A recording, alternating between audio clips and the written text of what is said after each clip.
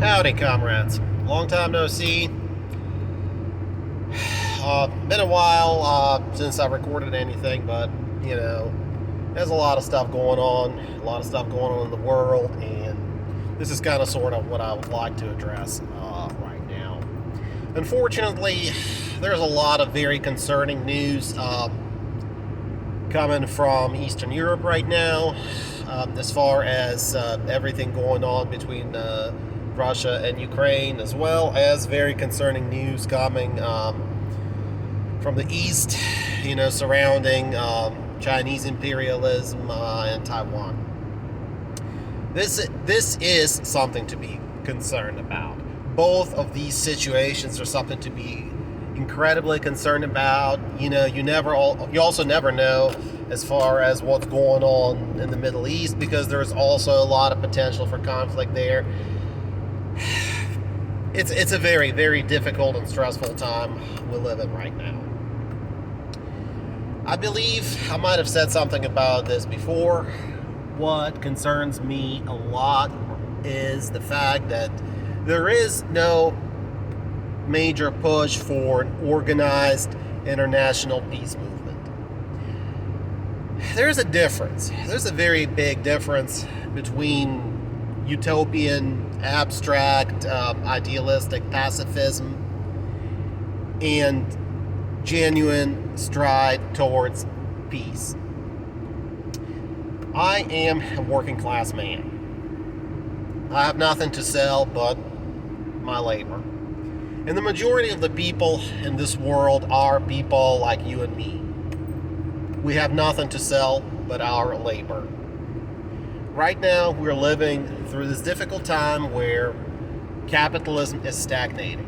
Stagnation of capitalism, especially capitalism in its final form, which is imperialism, always leads to military conflict. An old saying goes, I'm sure you all heard that saying, that war is just a continuation of politics through alternative means. And quite frankly, it's a true statement. But by that very same logic, we can also say that the best way to protect your country and the best way to protect your people without firing a single shot is diplomacy. Diplomacy is a great way to protect your people. Unfortunately, what we see right now is complete breakdown in that direction, as if there is almost no room for diplomacy. People prefer to talk to each other through language of threats and ultimatums. This is absolutely frightening, and it is very, very concerning. Unfortunately, nobody right now wants peace. Russian imperialism and its leader insist on finishing the war with Ukraine on their terms. Ukrainian leadership and people backing it also are not willing to back down, and they're only willing to accept something on their terms. Chinese imperialism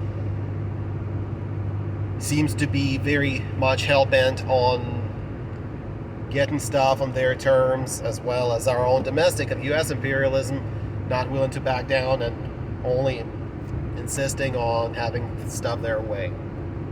Europeans, same thing can be said about them. European imperialism also wants things their way. So, what can be done? Well, honestly, the task in front of us is very, very difficult.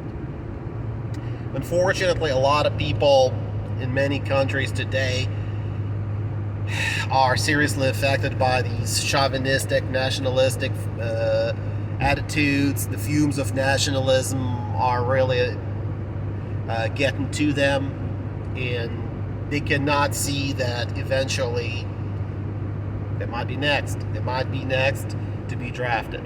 Right now, the big news is the mobilization happening in Russia.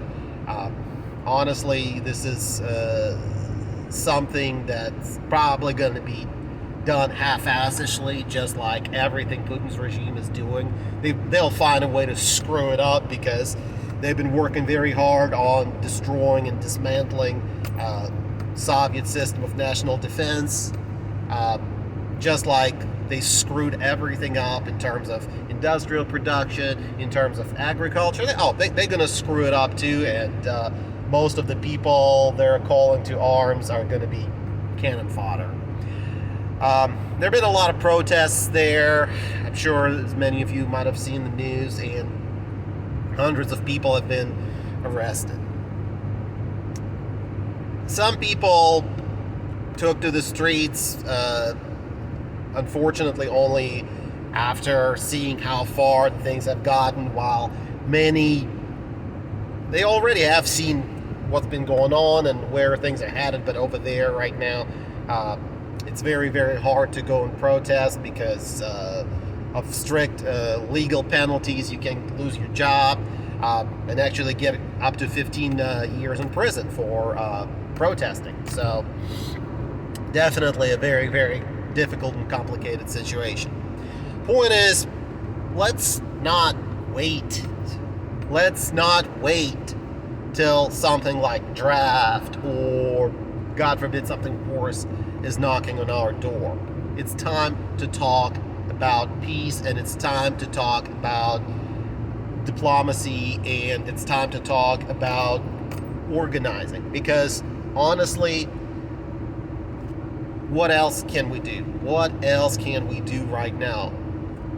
We need to demand peace. I'm not talking about not holding people accountable. I'm not talking about not holding the war criminals accountable or forgetting about things like the massacres that have happened in Bucha outside Kiev or the city of Izum. No, you cannot forget that. Just like you shouldn't forget the Odessa massacre or forget about people being killed in Donetsk. You cannot forget these things. But for right now, our biggest goal should be avoiding a global conflict. Our biggest goal should be stopping the bloodshed. Our biggest goal should be stopping the further destruction of the infrastructure. And we need to remember that the only long-term path to peace is socialism. We also need to continue our efforts as far as studying theory. We need to get better understanding of what socialism is, and we need to organize, we need to demand peace, and we need to be compassionate. We need to be compassionate towards refugees. We need to be compassionate towards those who are being affected by cruelty, injustice, torture, and all of those who are losing their loved ones. Right now, we need to be thinking about them. You never know what might happen. You never know.